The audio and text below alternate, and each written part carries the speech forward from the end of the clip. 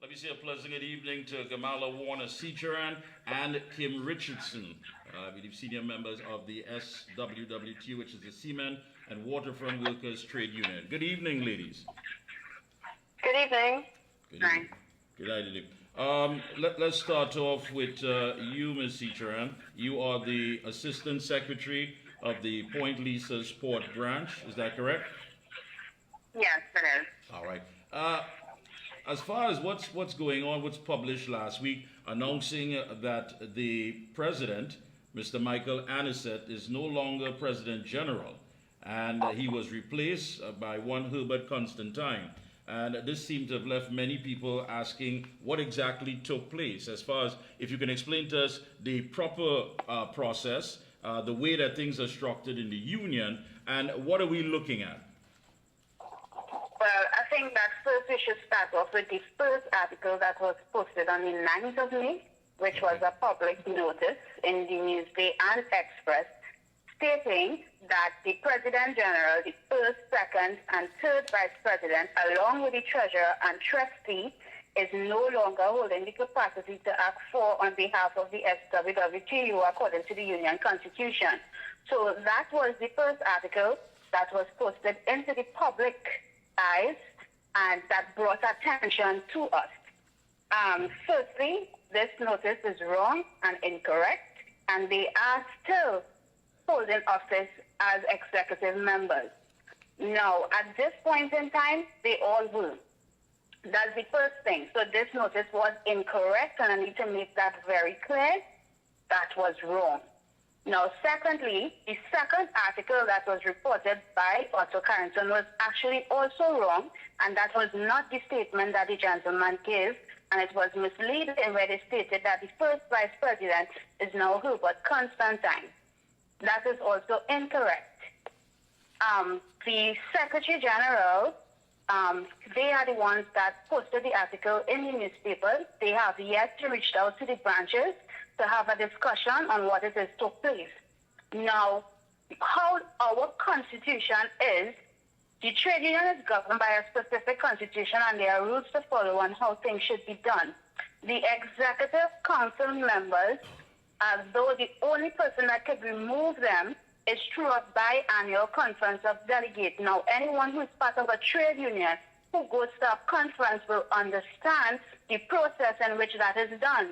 If you are holding a seat as an executive council member, in order for you to be removed based on your age, because they are claiming that they are holding position illegally because they have reached the retirement age. Right. However, according to the Constitution, they are not holding office illegally because the Constitution clearly outlines in Rule 40 on what is the process, and it also states that outgoing council members who are retired are allowed to voice and talk at the conference of delegates, but they will not be re-elected into office. So it does not say that if you reach the retirement age in your workplace that you have to vacate office. So that needs to be made abundantly clear. Now, this is not just about SWTTU. It doesn't only apply to SWTTU. It also applies to other unions.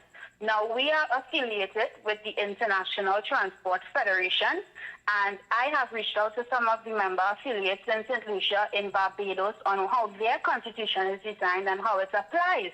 And they have made the same statement that even if you are holding the position of an executive council member, the only way you can be removed unless your constitution says otherwise is through a biannual conference of delegates.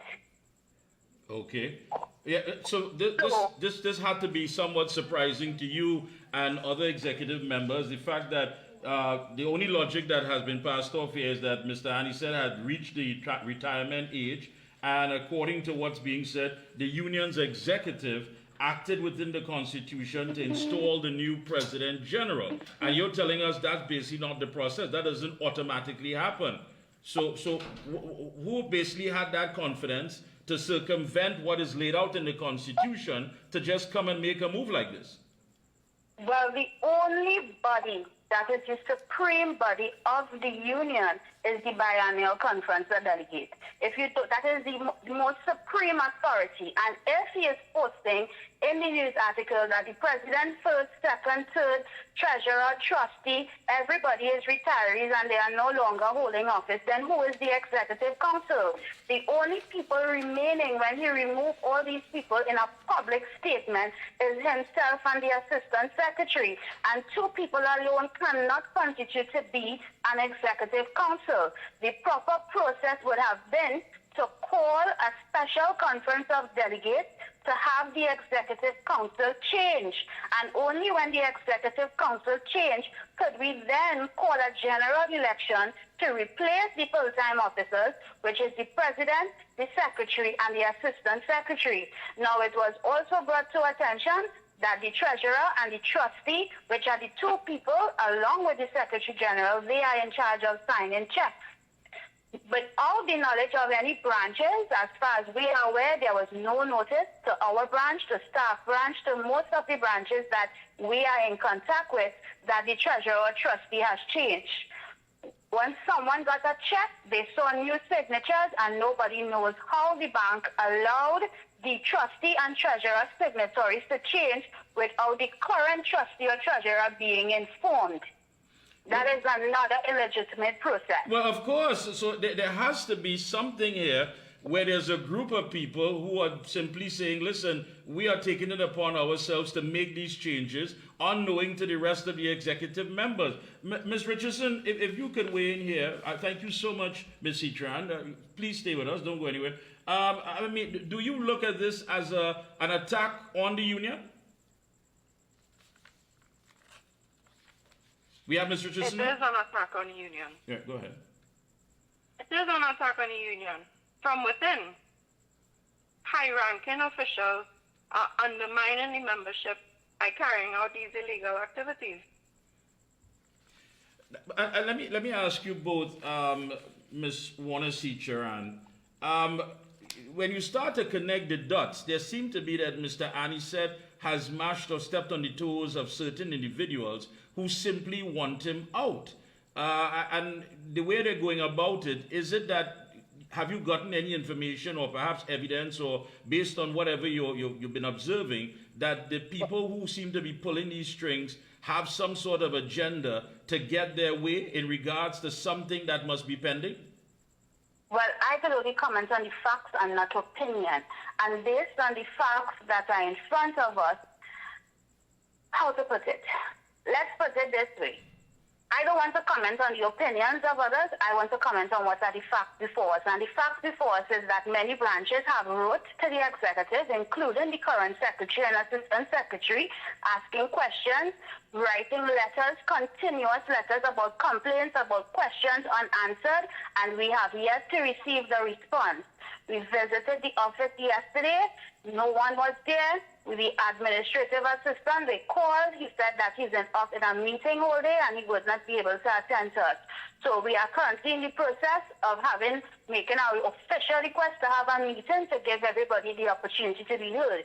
Because if we consider ourselves as union members or union leaders, we need to follow the proper industrial relations practice and give everybody the opportunity to be heard. But currently that is one-sided because nobody from any branch, no general meeting was held.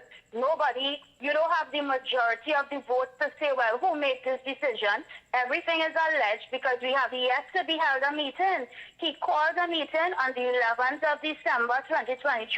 He said it was scheduled for Carnival Friday. Some people were there, some people weren't, and it's alleged that there is where they made the decision to remove specific people and replace specific people, and that is how the signatories on the check would change. However, our constitution is very clear on the only way the executive council members could be replaced is through a biannual conference of delegates or a special conference of delegates.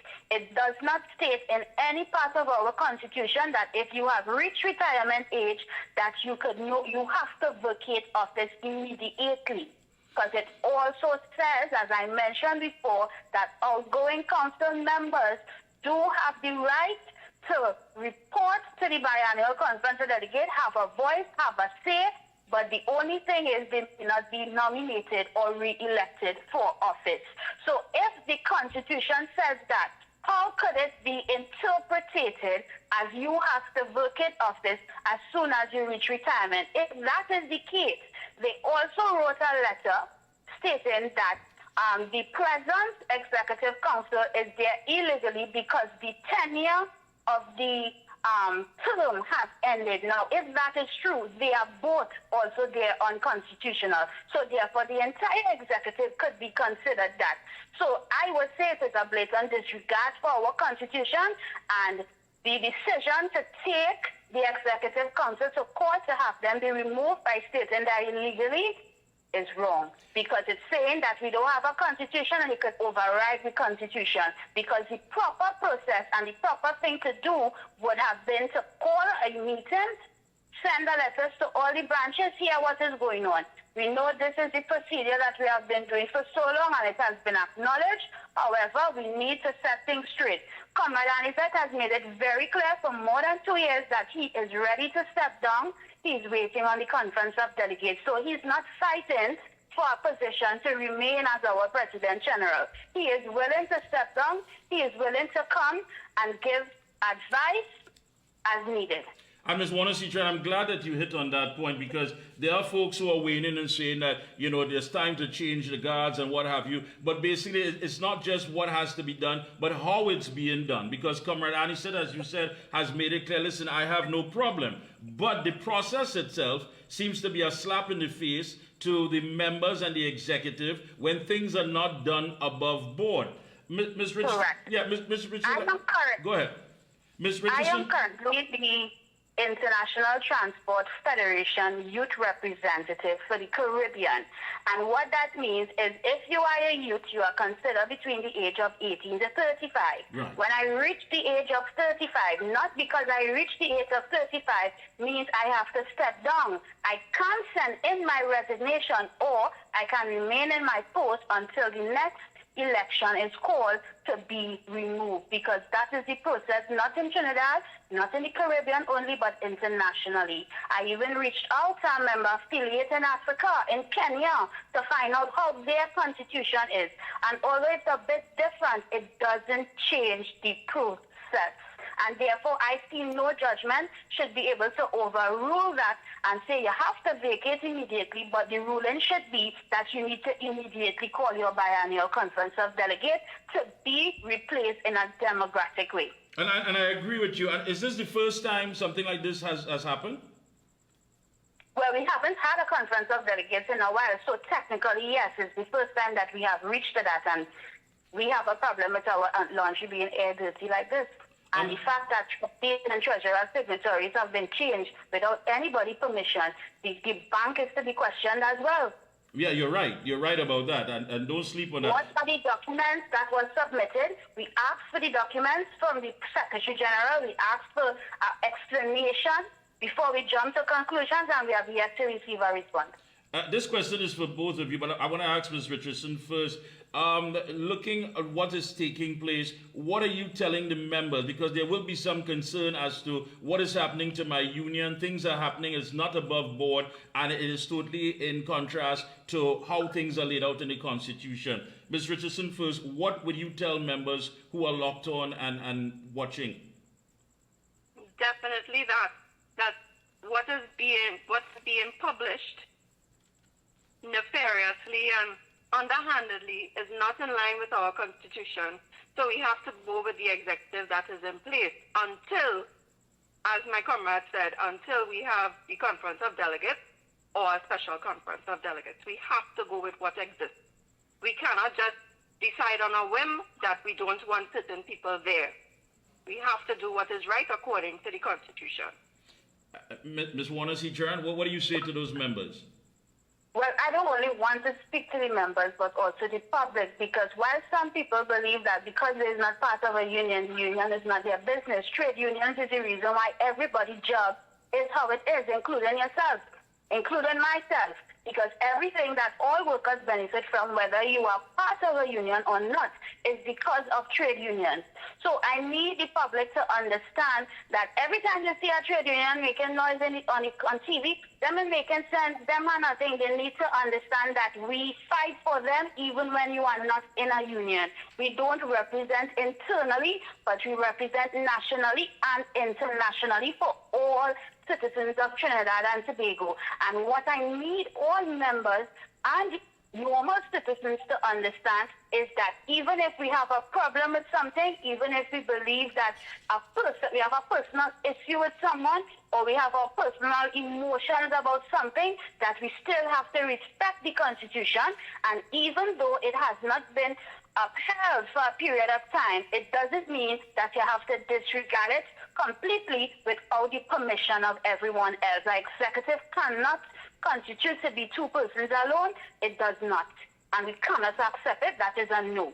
And Ms. Warner-Seecharan, I agree with you 100%, not just the members, but of course the public. It means a lot. It means a lot to me because my grandfather was once on the executive of SWTTU. So I understand the importance of it. And let me ask you this. How much, and please, it's a very straightforward question. How much you believe that politics is playing out in this equation? I don't think I should comment on that.